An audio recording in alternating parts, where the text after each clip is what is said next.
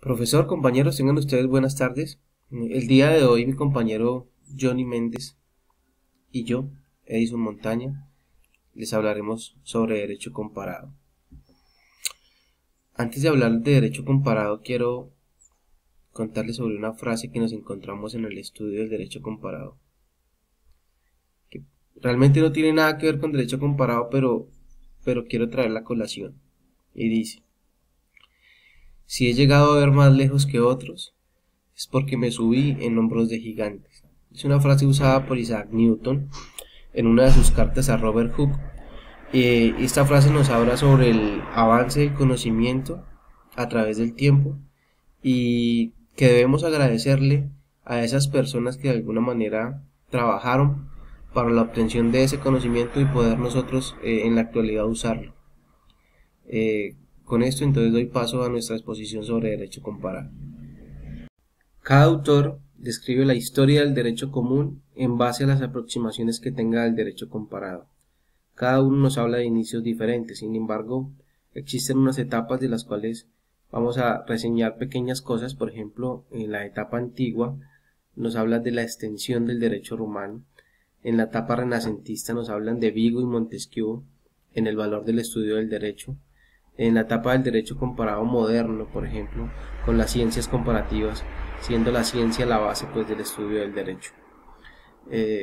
A Montesquieu se le reconoce como el padre del derecho comparado con el estudio del espíritu de las leyes. Pero no podemos hablar seriamente del nacimiento del derecho comparado, sino a partir del año de 1900, en el Congreso de Derecho Comparado que se realizó en París. Allí se dio inicio al derecho comparado moderno, surge la idea del derecho universal, se habla de la unificación del derecho continental y el common law, y Edward Loven habla sobre la función del derecho civil comparado. Existen varias definiciones sobre derecho comparado. Por ejemplo, el doctor Diego López nos habla de que es la disciplina en la que los abogados reflexionan sobre el trasplante de normas de unos países a otros, donde se ven procesos de unificación, de hibridación y de armonización normativa. Henry Ravel habla de la ciencia pura de tratamiento científico que se le entrega a la norma y el uso de la comparación como metodología. A medida que los estados-nación se fueron creando en Europa y luego esa forma de dominio político se extendió por el resto del mundo, el derecho tenía una base nacional territorial muy definida, pero siempre han existido dinámicas de préstamos, influjos, mestizajes, de tal manera que hoy hay un espacio global de trasplante y circulación de modelos jurídicos, que con la gran frecuencia es el que marca los cambios y las transformaciones jurídicas, económicas y sociales que tienen las sociedades. Entonces, estos grandes flujos y contraflujos de normas jurídicas son los que estudia el derecho comparado. América Latina es una región de derecho muy definida. Desde el siglo XIX, los códigos nacionales que adoptamos al comienzo de nuestras vidas independientes ya tenían grandes analogías, porque venían de unos modelos comunes europeos, por ejemplo, la codificación napoleónica. A pesar de esto, América Latina, que entre los siglos XIX y XX entró en un relativo rezago frente a naciones europeas y especialmente frente a Estados Unidos, entró en desprestigio normativo. Empezamos a ser importadores netos de derecho. No teníamos la capacidad instalada para producir derecho en nuestros propios países. Nos convertimos en copiadores netos. De tal manera que la gran parte de nuestra institucionalidad responde tenuemente a las necesidades nacionales internas, pero en gran parte ha sido trasplantes, por ejemplo, del constitucionalismo de la segunda posguerra europea. En los últimos 20 años, casi 20 países han cambiado su sistema penal acusatorio y han adoptado en gran medida el sistema estadounidense y el de Inglaterra. Siempre está muy presente la influencia de países prestigiosos, especialmente europeos o estadounidenses. Profesor, buenas noches, compañeros, buenas noches. Me corresponde a mí esta parte del derecho comparado. Voy a explicar qué no es derecho comparado. Tenemos primer punto que dice estudiar el extranjero. El estudiar el extranjero no es derecho comparado, puesto que yo no estoy haciendo ningún análisis. Simplemente puedo aprender mucho de las leyes de otro país, pero eso no me garantiza que esté haciendo derecho comparado. La otra es la simple descripción. Eso tampoco es derecho comparado. Yo puedo tomar y seleccionar las partes del derecho en Estados Unidos del Common Law, pero no estoy haciendo ninguna comparación, simplemente lo estoy describiendo. Y la extracción de la comparación, eso tampoco es derecho comparado. Yo puedo comparar, por ejemplo, el derecho en la Unión Europea, el derecho continental, frente al Common Law, pero no significa que sea derecho comparado, porque debe haber primero una relación entre los dos temas, y segundo, debe haber un aporte intelectual de parte de la persona que está haciendo el análisis de derecho comparado.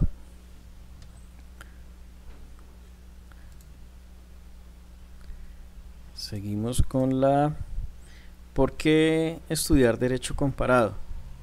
Tengo aquí dos imágenes. El derecho comparado es un acto crítico y natural, es una conducta del ser humano normal. Nosotros comparamos constantemente, todos los días vivimos comparando, no solamente en el derecho. El análisis global y local. Al estudiar derecho comparado, yo puedo entender mejor la situación global y local. Local porque al entender mis propias leyes, y al compararlas a nivel global puedo tener, digamos, un razonamiento más crítico y analítico frente a lo que está sucediendo. La siguiente diapositiva seguimos con por qué estudiar derecho comparado.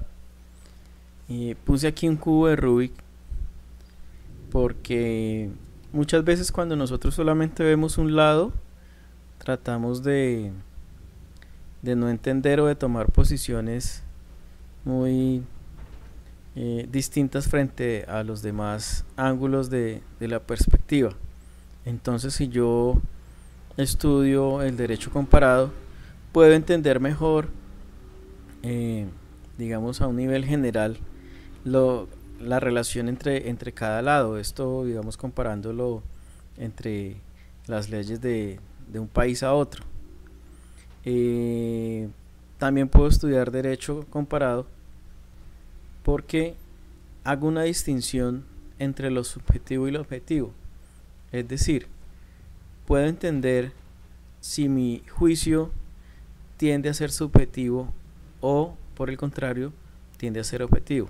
Por ejemplo, yo no puedo criticar la situación jurídica de un país como Venezuela si no conozco realmente cuál es la organización jurídica y el contexto que ellos tienen.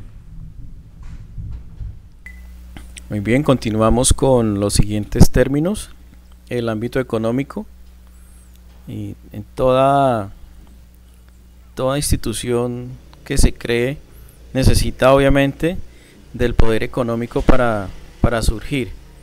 En la parte jurídica no es ajena a este término, ya que, por ejemplo, se ha hecho un estudio en donde se ve que países de Europa tienen un sistema judicial, una ciudad judicial mucho más desarrollada que en Latinoamérica. Por ejemplo, en Ibagué vemos los casos en donde las instalaciones de algunos juzgados son arrendadas, no están digamos adecuadas para las audiencias. En los juzgados administrativos de Ibagué, los jueces deben solicitar turno para hacer las audiencias. Cuando de pronto no hay turno, entonces les toca esperar al otro día y no se puede realizar la audiencia. También está el problema de la congestión de procesos. Tenemos muchos procesos y la verdad pocos funcionarios judiciales. Eso influye para que, digamos, haya un nivel mucho menor en cuanto a la parte de producción de derecho. Pero no es solamente, dice el profesor, el doctor Guido Águila del Perú, que no es solamente traer normas de países en donde han sido, digamos, muy satisfactorias, sino no es solamente traerlas, importarlas, sino adaptarlas a lo que tenemos. Los siguientes términos son país productor y país receptor. Pues la palabra es muy clara, sin embargo voy a explicarlo de la siguiente manera. En los siglos XIX, del XIX y XX, inclusive XXI, Europa se ha consolidado por ser una región productora de derecho.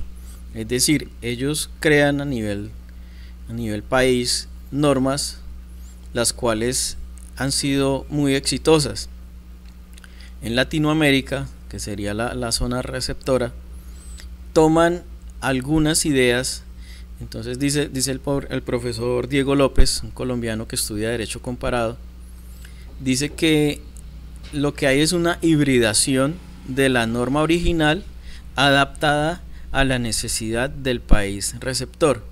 Eso en general es los dos términos de país productor y país receptor. Recordemos, por ejemplo, que el Código Civil que tiene Colombia viene del que tradujo Andrés Bello, y es de Chile, y ese viene a la vez del Código Napoleónico. Entonces desde el siglo XIX, ya tenemos una importación de normas. Los siguientes términos son unos ejemplos de derecho comparado. Tenemos, por ejemplo, aquí el país productor no es un europeo, sino es en México. En el estado de Yucatán, en 1841, se creó la ley de amparo. Esta ley consistía en dar garantías a los derechos fundamentales. Acá la conocemos como la tutela en Colombia. Otro ejemplo es la ley de autodeterminación informativa, que se creó en Alemania en 1983. Acá la conocemos, inclusive estos días hubo un fallo de la Corte Constitucional, la conocemos como la ley de habeas data. Esa ley pues significa no que le vayan a perdonar la deuda que tiene las personas, sino que si se pone al día la eliminan de las bases de datos y las centrales de riesgo. Eso es todo, esperamos que les haya gustado la exposición y les hayamos dado como un abrebocas a lo que es el mundo del derecho comparado. Muchísimas gracias.